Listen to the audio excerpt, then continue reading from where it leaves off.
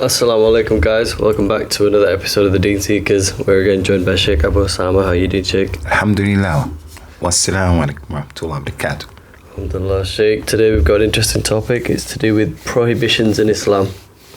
So I just wanted to discuss what some of them prohibitions are, why some things haram, why some things halal, and the wisdom behind why Allah has made some of them things prohibited. So before we jump into it, I wanted to clarify that the source of everything that we discussed today is obviously the Quran, the first source, and the second source is the hadiths of the Prophet ﷺ. Is that correct?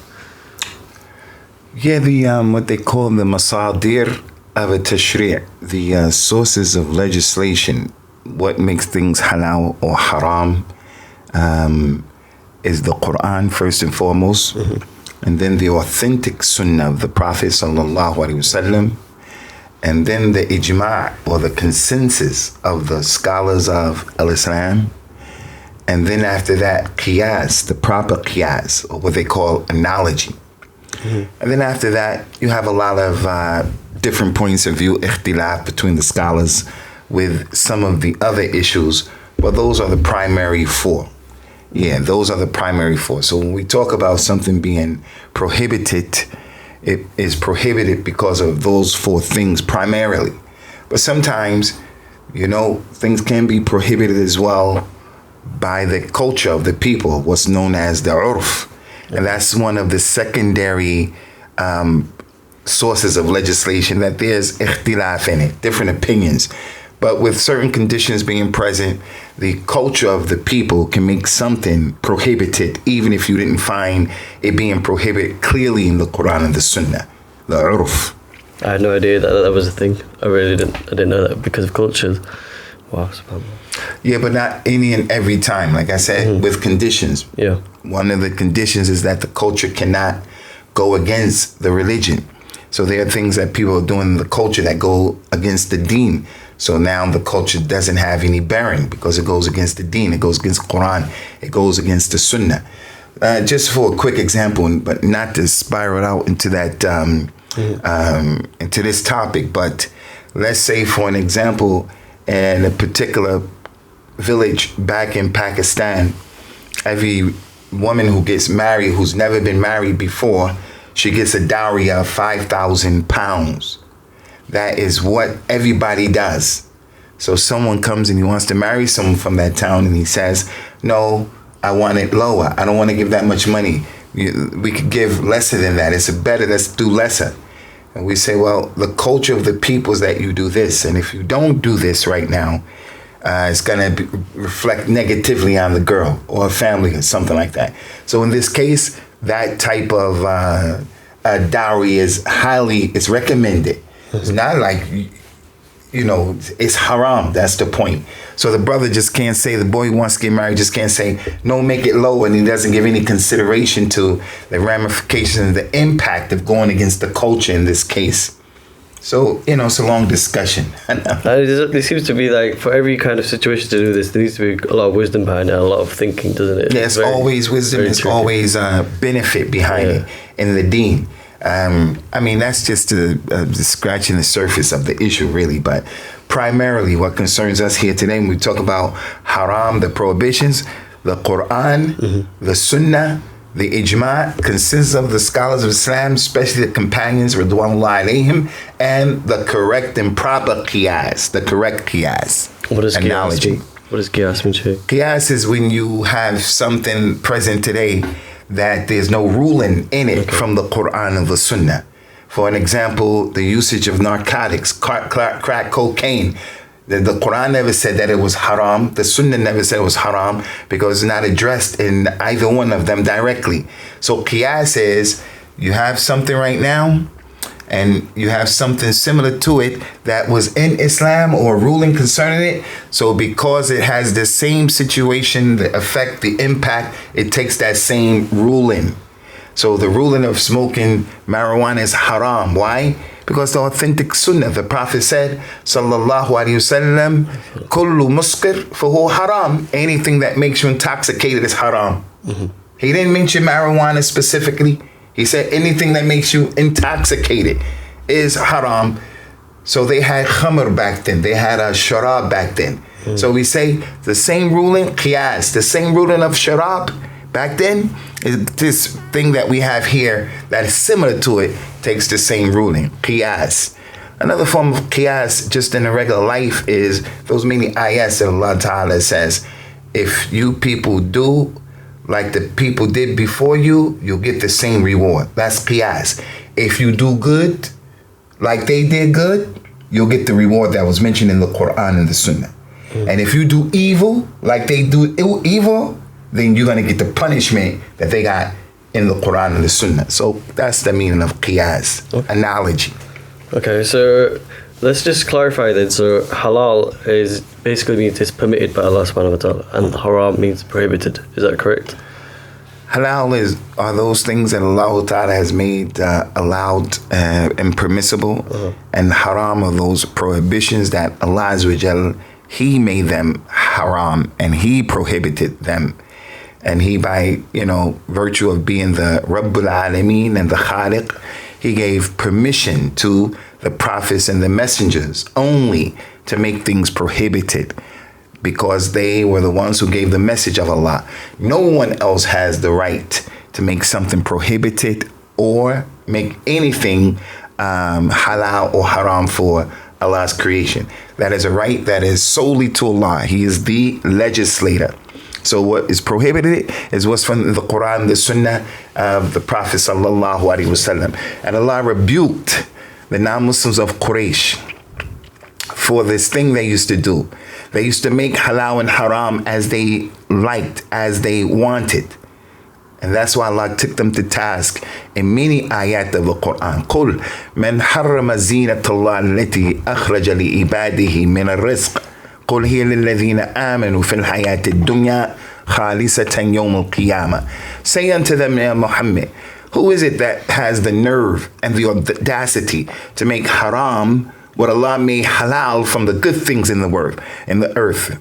Tell them, these good things are for the believers, Yawmul Qiyamah only, and they're for everybody else in the dunya. So Allah took them to task for that. They used to say, this animal, if it gives birth, our men can eat it, and our women can't eat it. But if it gives birth to this kind of a female, then both of them can eat. So they used to make things halal and haram for the women. It was always oppressive. It would always be in favor of a particular tribe or some rich person. But then, whenever they made halal and haram, it was always for fitna. Like right now, we're in the sacred month of Rajab. The non-Muslims of Quraysh of Mecca, Allah Ta'ala said, إِنَّمَا النَّسِي زِيَادَةٌ فِي الْكُفْرِ. He said this thing they used to do called nasi, it is kufr. It is an addition of kufr. They used to suspend the sacred months so that they can act up. So we have 4 sacred months in Islam. The first month, Muharram, and then the last, Dhul Qa'dah and Dhul Hijjah, and then we have Rajab. So during Rajab, the Arabs will respect, it's a sacred month. You should suspend fighting. You should try to be good. No bloodshed, no stealing, no acting up. But they would say, well, what we're going to do is we're not going to make Rajab this year. We're not going to make it sacred. We're going to fight this tribe over here and we'll make it sacred the following month. So they used to play games with this issue of halal and haram. And Allah took them to task for it.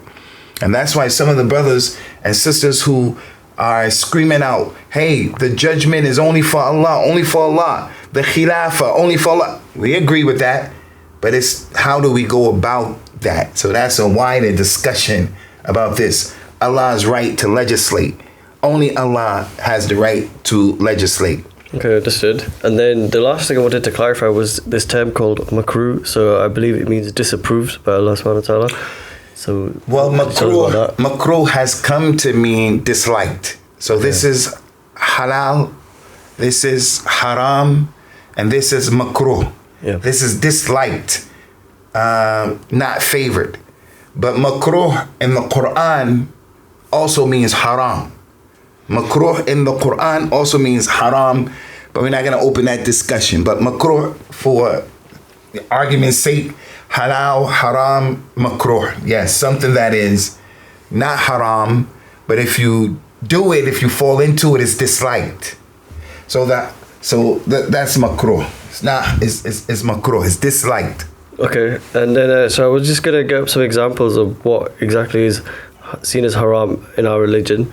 So we're prohibited from gambling, taking interest, there's consuming pork, alcohol, mind-altering drugs, and then obviously there's fortune telling, killing, lying, stealing, cheating, oppressing or abusing others, being greedy or stingy, and then zina, and then disrespecting parents. I was a bit, because they say that there was given an example of makruh, something that's people that are swearing or gossiping. So when they say that abusing others or oppressing, is that fall under haram, and then does gossiping fall under makruh, or is there like ikhtilaf? I'm not sure. No, this is a good question, actually. These types of issues should be taught in our local masjids, and we should try to academically come to understand them. We kind of can branch out here in the discussion to major sins, right? Okay. The major sins, the kaba'ir, those major sins. So if we knew what a major sin was, we'll know that that thing is haram, because every major sin is connected to something that's haram, that you should not be doing it. So all of the things that you mentioned, the gamut of things that you mentioned, is a wide spectrum. You'll find that in each and every one. And each and everything that's haram, from the wisdom why it is haram, is harmful. Mm-hmm. Its harm outweighs its benefit. If it has some benefit, the harm outweighs the benefit. It's going to be harmful to the person. It's going to be harmful to other people. Stealing, lying, cheating, drugs, zina, stealing, whatever is harmful. Drinking khamr, gambling, all of that stuff is going to be harmful. So makruh, something that's disliked, as I said, it can be something that's just halal. It's permissible. It's not haram to do that thing.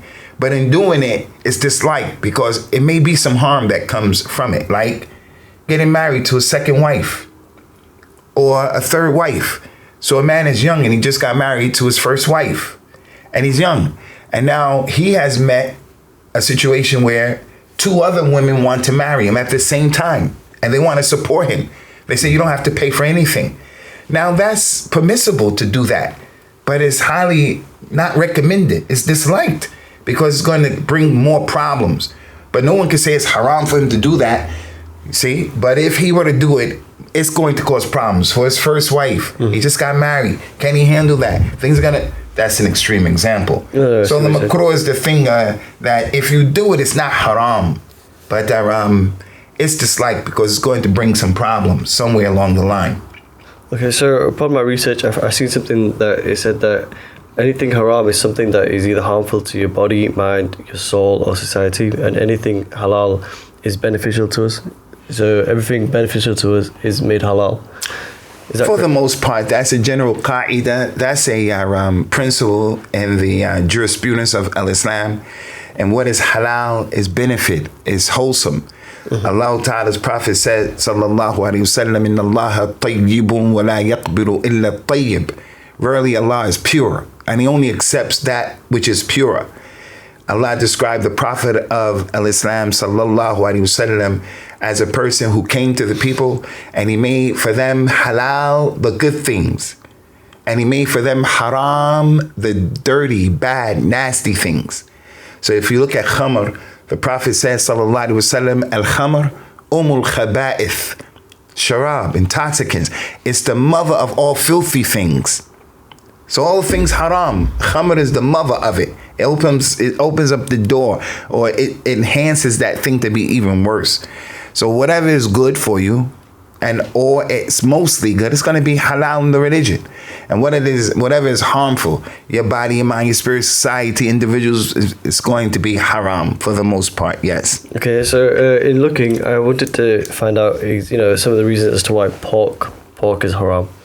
So the flesh of swine, and obviously it's to do with the filth and everything. And then also I found that they contain, in modern day science, they found that it contains some kind of parasite or something like that. I don't want to say anything that I don't know for sure, but it contains some kind of parasite. And then in doing so, I found out the reason for why Muslims slaughter the animal in the way that they do, and it is to put the animal at ease. And there's obviously wisdom behind that. And then I also ended up learning about how we can't eat certain types of animals, which I've heard you mention before, about if you find a dead animal, you can't eat it if it died of natural causes or old, or if it got eaten by another animal or something like that. But I just found out that there was a lot of wisdom behind every little thing that was we were being told to do, essentially, and I found it fascinating. That's a good point. And the more we read and we expose ourselves to what's been said out there, you'll be amazed at how much information is out there. But I think connected to this is a very important point.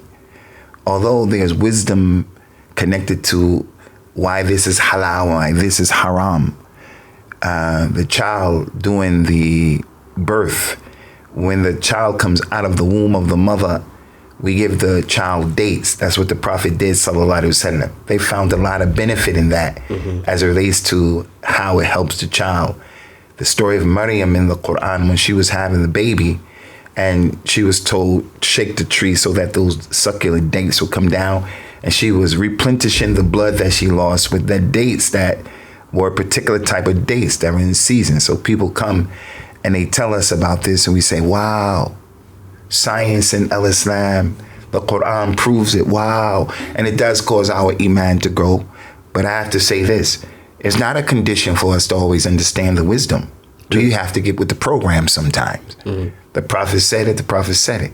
Allah said it, Allah said it. So one of the extremes that we have now is the people who don't want to accept this as, being ayat, signs. Prophet Muhammad is real. He's really a Nabi. Islam is true. So I have a problem with that extreme. The other extreme is the Muslim who would say, well, if I can't get my head around it and I don't understand it, then no. So all halal, all haram, it has good and bad in it. And Allah knows the wisdom. I give you an example, the dog. The dog is a nasty, filthy animal in Islam. So there's someone who loves dogs. A Muslim, he loves dogs. He looks at him as being cute and cuddly, and he can kiss the dog. And her heart goes out to the dog. Said the dog never did anything to anyone. Well, in the religion, Prophet Muhammad said, sallallahu alaihi wasallam, the malaika don't come into the house where the dog is. He said that if you have a dog in your house, unnecessarily, your reward will be diminished by 2 qirat, signs of Mount Uhud, in terms of your deeds and your rewards. So the deeds of salat, the things you do, the presence of a dog without one of the 3 reasons you can have a dog would decrease that. So he said in the hadith, if it wasn't for the fact that dogs were a nation like you a nation, I would order you to kill all dogs. But they're a nation. They have a role to play. He says, so therefore, kill every jet black dog. Kill every jet black dog. Another hadith said, kill a dog with rabies. Another hadith said, kill a black dog with 2 white spots above his eye. That's authentic. Now, what's the wisdom? Well, you can understand why you kill a dog with rabies. He said the black dog has shaitan with him. So the dog level who's a Muslim, and he can't come to grips with this issue that what the poor baby dog had to do, he didn't do anything wrong. I don't understand the hikmah, the wisdom, but now I'm taking that. Now that's an extreme. Yeah. Because you're the abd, and Allah is the khaliq. وَمَا كَانَ لِمُؤْمِنٍ وَلَا مُؤْمِنَةٍ إِذَا قَضَى اللَّهُ وَرَسُولُهُ أَمْرًا أَنْ يَكُونَ لَهُمُ الْخِيرَةُ مِنْ أَمْرِهِمْ. It's not befitting for a believing man, a believing woman, if Allah or his messengers say something is halal or haram, for them to have any say so. Now, I think the vast majority of our viewers can relate to what I'm saying. But we all have the example of the dog in our lives. There is something that we see in this religion as being difficult to get with the program, but Allah made it halal haram. Like that example, plural marriage, ta'addud, the man getting more than one wife. I'm not preaching that. I'm giving an example. So a person said, I don't understand that. I hate that. No, Allah made it halal. Why? It has benefit. You have to take that principle for everything. So this person over here, he has a problem, he has an issue with gold. With gold, he likes gold, he likes silk. And he can't understand, I'm not doing it out of arrogance, I just want to be fly and represent. No, Prophet Muhammad said, you can't wear silk, you can't wear gold. Men can't do that, it's haram. There's wisdom in that. There's a lot of, I don't know the wisdom. Maybe because they were being arrogant, I'm not doing it for that. Well, even if you're not doing it for that, that's what Prophet Muhammad said. So that's where everybody has this challenge of being a real Muslim. And that's what the Muslim is. He's the one who submits to what Allah told him to do to the best of his ability. And the ayah said, "Oh, you believe, Ya ayyuhalladhina amanu, udkhulu fis silmi kaffatan, wa la tattabi'u khutuwat ash-shaytan." Enter into the religion wholeheartedly. Yeah. And don't follow the steps of a shaitan.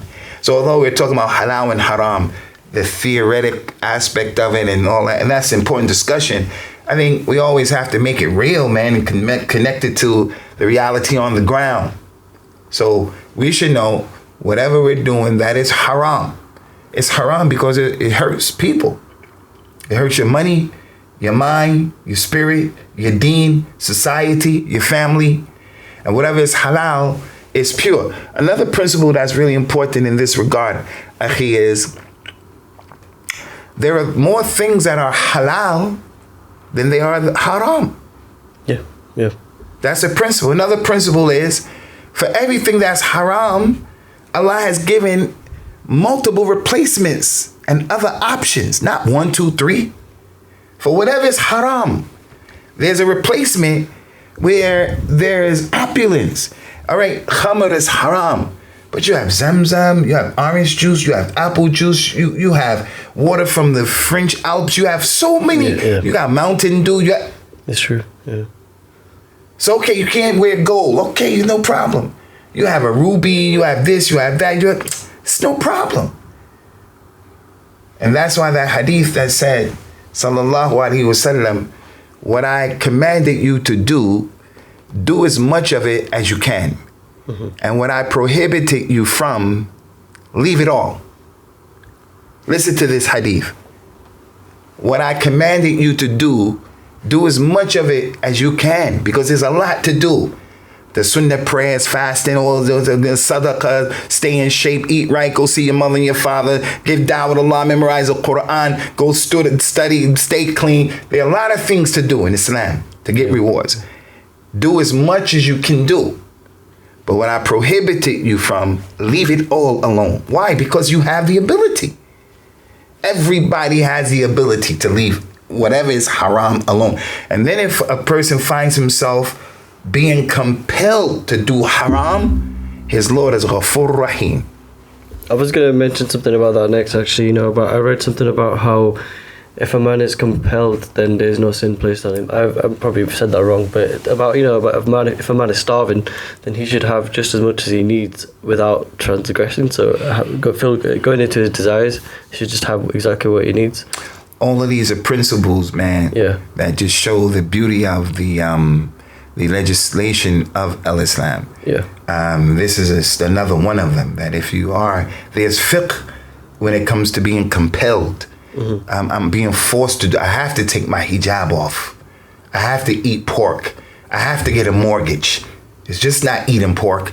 I'm being forced to swear by other than Allah in the court of law. I'm being forced to lie. There's fiqh. It's not just like that. You do what you want to do. So all of these principles that we give, or the scholars gave, this is one of them. And that is, if a person is compelled or he's forced to do the haram, then he just does as much as he's compelled to do. He doesn't stretch out, and he does more than that. He doesn't stretch out. So if he has to drink khamr to survive, he just drinks a little bit. He just eats a little bit of haram until he can get to the next point. So I think this is a really important discussion, the fiqh of compulsion, because we don't understand it from two extremes. Some people decide what's a compulsion. So every woman who comes to shake his hand, he feels he has to, and he's afraid he's going to lose his job. Are you really compelled? So it's fiqh of compulsion. I want to go to make umrah. They said you can't come if you don't get this jab. You don't get this jab, you can't come. So now is wajib upon me now? Because I am against this jab. For an example. So in the religion, he says, no.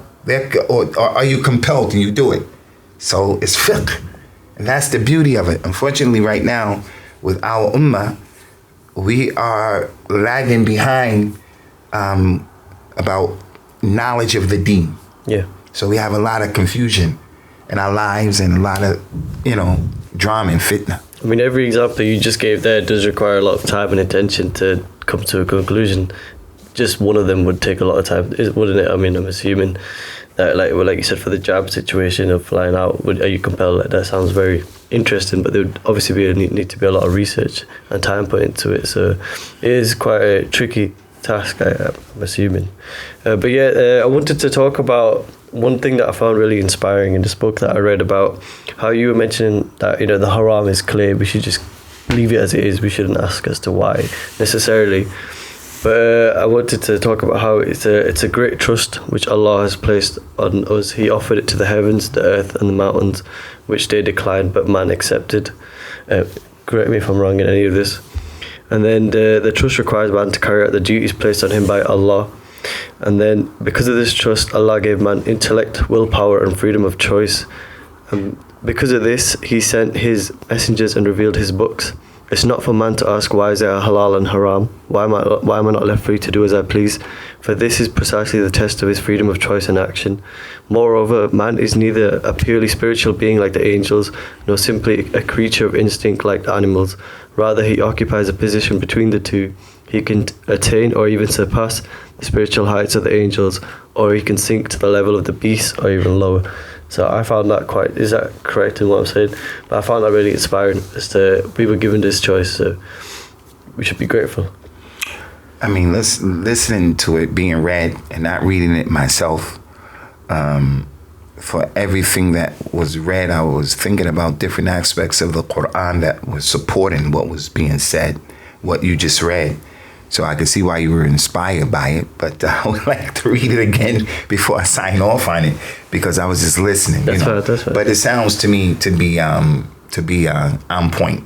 Yeah. The issue about the amana that Allah offered to the heavens and the earth and the mountains. فَأَبَيْنَ يَحْمِلْنَهَا وَأَشْفَقْنَ مِنْهَا. They said, no, we're not going to carry this responsibility, and it was afraid. But mankind took the responsibility, and he was extremely juhulan dhuluma.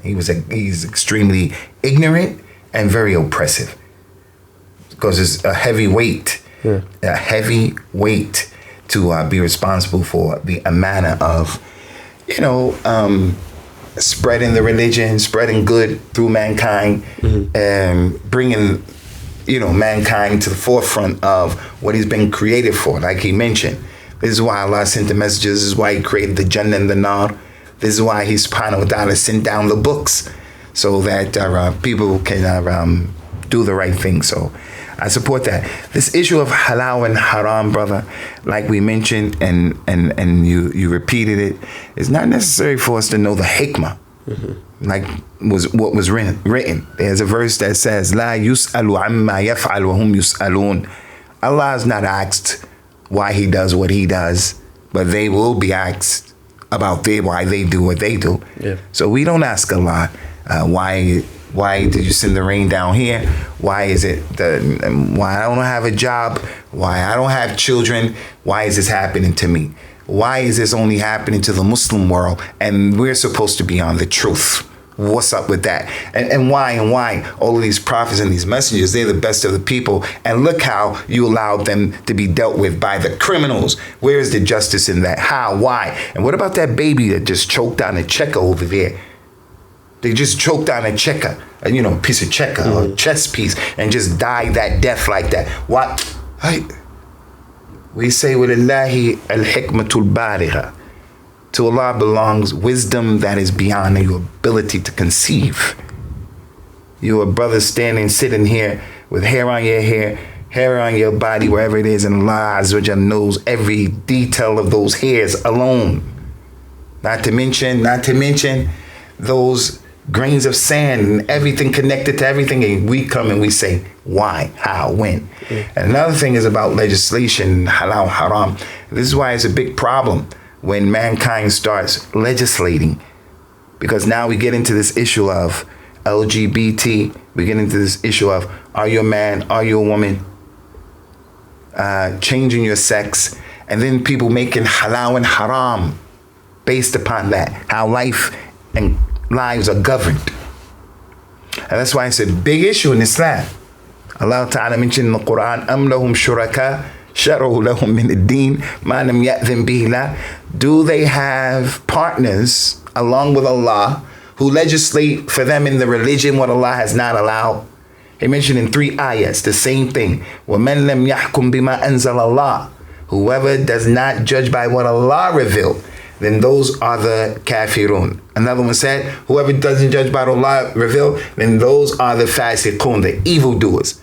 Whoever doesn't judge by what Allah revealed, then those are the zalimun, the oppressors. So halal and haram is Allah's sole haqq. Just like worship, that's only for Allah. We only worship Allah. We only bow down to Allah. We only slaughter for Allah. One of his sole haqq is all his is judging. You have to, what he made halal and haram. And if you find that you don't want to do it, it's difficult for you to do, then say, I don't want that. I won't allow that. The companions were eating lizard one time, and Prophet Muhammad came while they were in the middle of eating the lizard. He said, what is that? A proof that he doesn't know the ilm al-ghayb, the unseen, and he's not hazar nazir. He would have known what it was. He said, what is that? They said, it's a lizard, Ya Rasulullah. We're eating, and they ate it.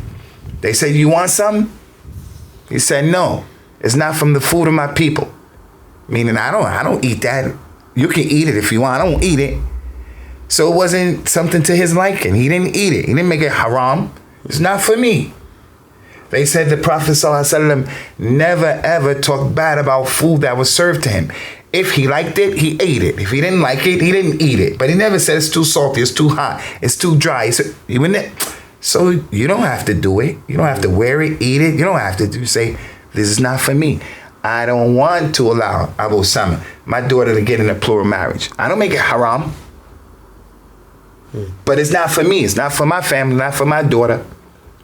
But I hate it, the institution. No, this is a sign of disbelief. Yeah, so as this writer was also mentioned about, you touched on earlier about how only Allah can legislate and we need to be careful when we comes to talk about halal and haram. He was saying that he found that most researchers and writers about Islam fell into 2 groups on either side. So one side either glamorized the Western civilization too much, so they would either look for similarities between aspects of Islam and the West and they would praise it, or if it was against some of the principles of the West, they would apologize over it and come trying to find agreements and stuff like that. And then on the other side, there was the group in which they would not budge from their opinion at all, and they would only follow what they only assumed to be correct. And if you asked them anything to do with halal or haram, most likely the first word to come out of the mouth would be haram instantly without having any discussion or evaluating it. And he, so he was basically stating that you have to kind of look into these things yourself. And as you always say, you need to be balanced. So that is quite obviously 2 extreme examples, but it is a bit dangerous, don't you think? Because he mentioned also that our righteous forebearers would only say the word haram if they were absolutely certain. So what do you think of that? Then, like, you got one side that's too apologetic and you got one side that's too, I don't know what the right word is, but you know what I mean.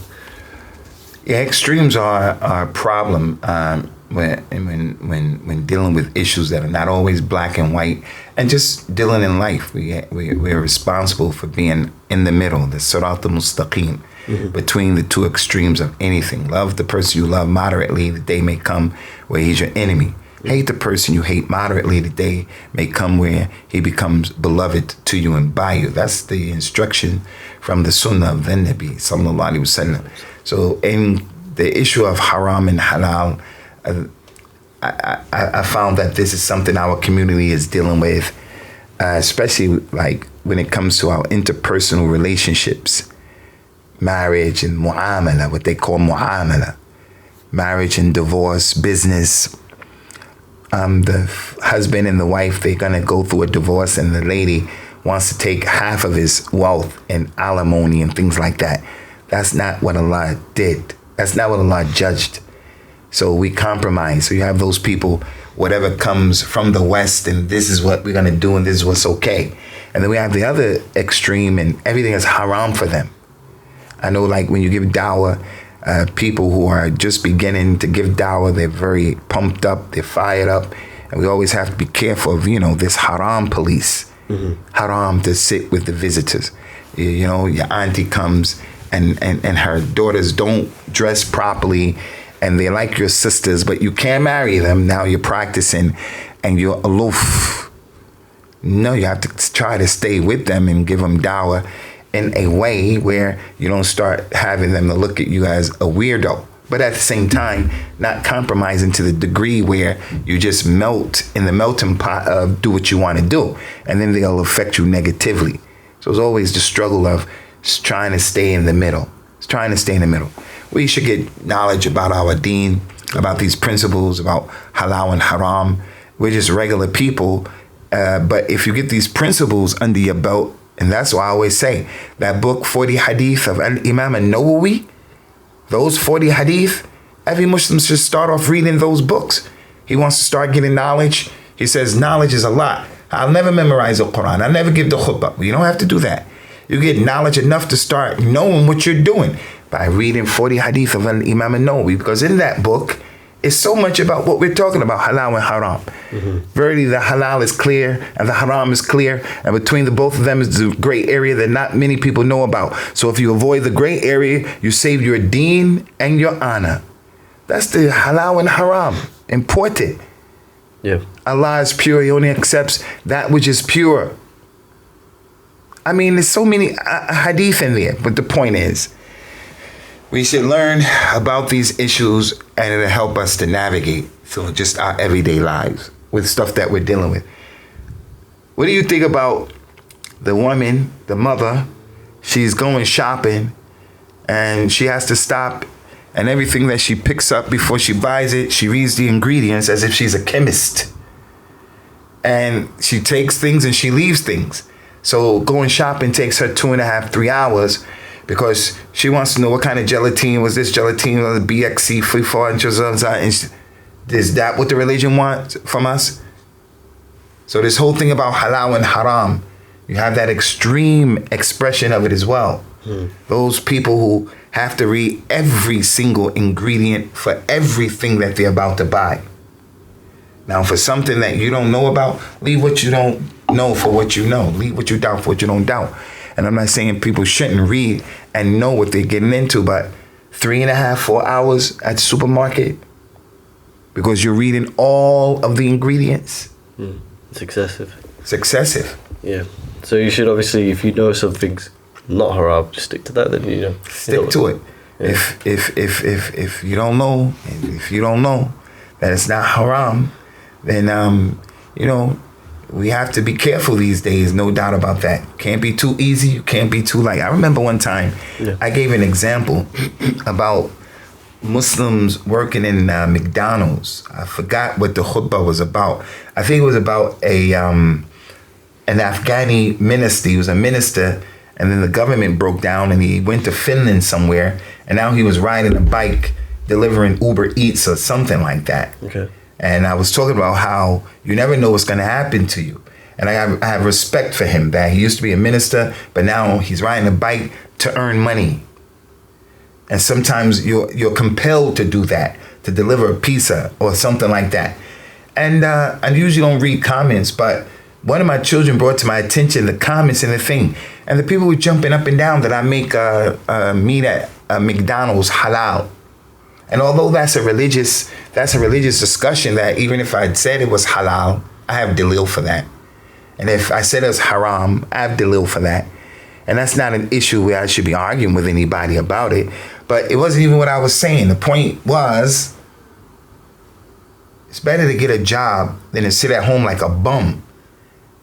Especially one of those jobs that comes your way where you may have to do some wrong in that job, but you do more good than the wrong. Like being a taxi driver, you got the job easily. Now you can just do your job, but sometimes you may have to go somewhere where you didn't want to go.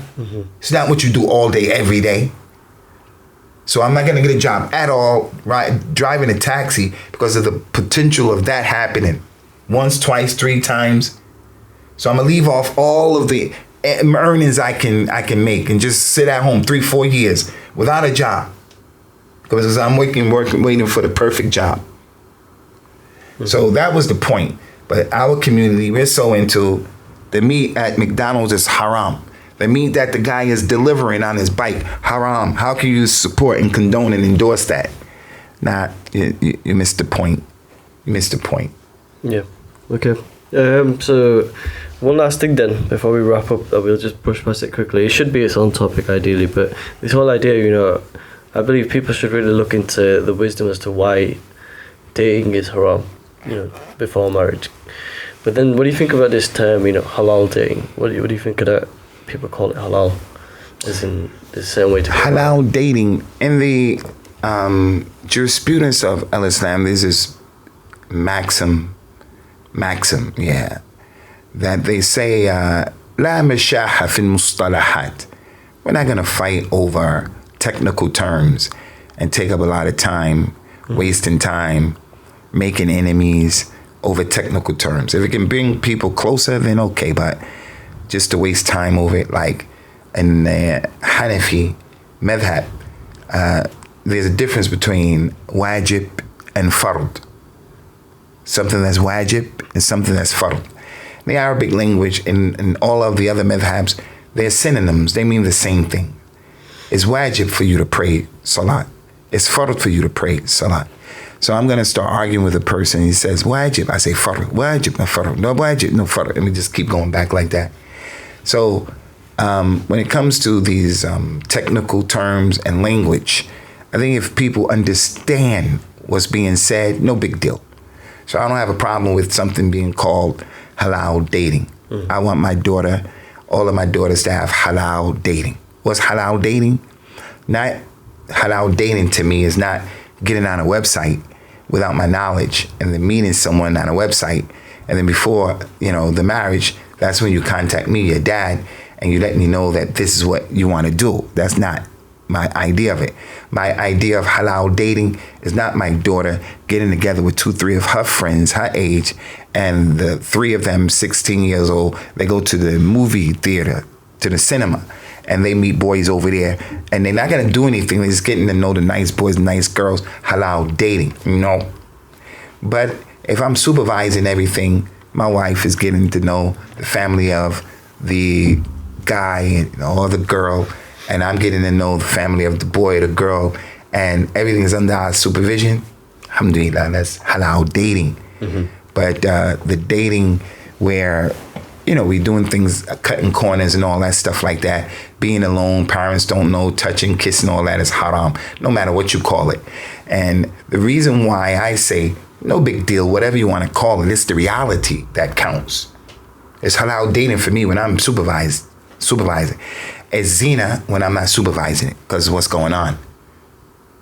So you look at the issue of khamr, the Yahud, they used to do this thing where they would change the names of things. And that's what Allah Azza wa Jall's Prophet said, sallallahu alaihi wasallam. People would come and they would try to change the names of things. They would call khamr by other than its name. And just because they changed the name, they think that it changed the ruling. So they call it spirits. They call riba. Usury is profit, And also we say, look how successful he is. Successful? Is that success? I bet when you ask that guy, does he feel successful? He's going to say, no, I'm very unhappy. That lady, Adele, I was looking at her the other day. Adele is a very unhappy person, trying to find herself. All of that money that she has and what people would consider to be a gift, the voice that she has, very unhappy lady. So the terminology is important, but I don't think it's not as important as the reality of it. Mm-hmm. Yeah, so halal dating on those sites, you got to be careful with those. And the parents, if the parents were involved in it, and then that's one thing. Also, if the girl is a more mature girl, she's a mature girl. She's a revert sister. She's a mature girl, and she has like her wali. He's involved like that. Her wakil. This can possibly be less, fitna and more commonsensical for her. And Allah knows best. Allah knows best. Yeah, thank you very much, Sheikh. Alhamdulillah, I believe that was a very good discussion. I hope the viewers gained as much benefit from that as I did. How do you find that, Sheikh? Alhamdulillah, every time I'm with you, I enjoy. Alhamdulillah, appreciate you, Sheikh. Thank you very much. You're welcome. Okay, guys, leave any comment suggestions if there's anything you want us to talk about or if there's any feedback. Jazakallah khair. Assalamu alaikum wa rahmatullahi wa barakatuh. Assalamu alaikum.